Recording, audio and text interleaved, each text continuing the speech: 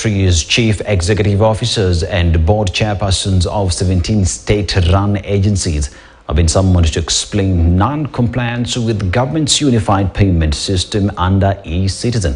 The state agency mandated to collect revenue, Kenya Revenue Authority KRA, is among the agencies that has defied the directive given by President William Ruto.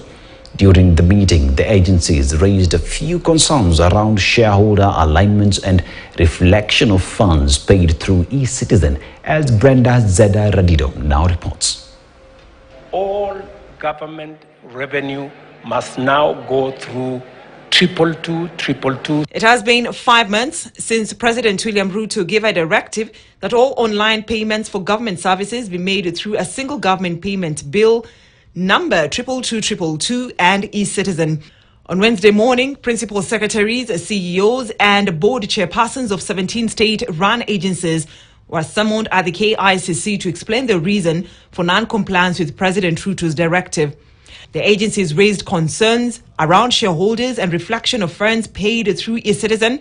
Treasury and e-Citizen have assured agencies that their concerns around access to monies paid through e-Citizen for operations and other expenses will progressively be reviewed. We are getting away towards ensuring that even Kenya Power will be integrated towards 22222 and that their services will be available on e-Citizen.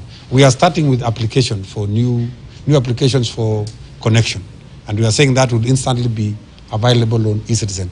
Although the agencies had initially been granted a temporary exemption from closing their pay bills and channeling all payments to 22222 on account of their unique services, government maintains that they are still bound by the December 31st deadline. The interaction back from users on services that we would want, we are optimistic that we could end up to about 20,000 services, which is quite remarkable because you will find that many other countries tend to have 10 or 11,000 services.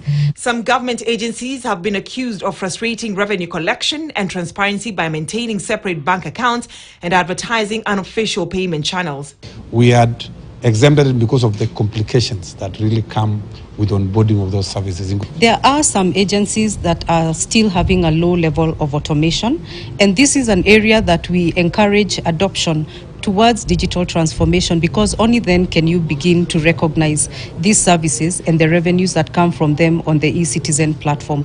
This has been the one major challenge. Revenue collection from government services onboarded on e-Citizen went up from 700 million shillings to 200 million shillings since the directive by President Ruto in June last year, with 14,000 services now using the platform. About 2,000 that are work in progress, and we believe we have about another 2,000 that we need to more contemplatively identify from the various portfolios. Brenda Zeda Radido, KTN News.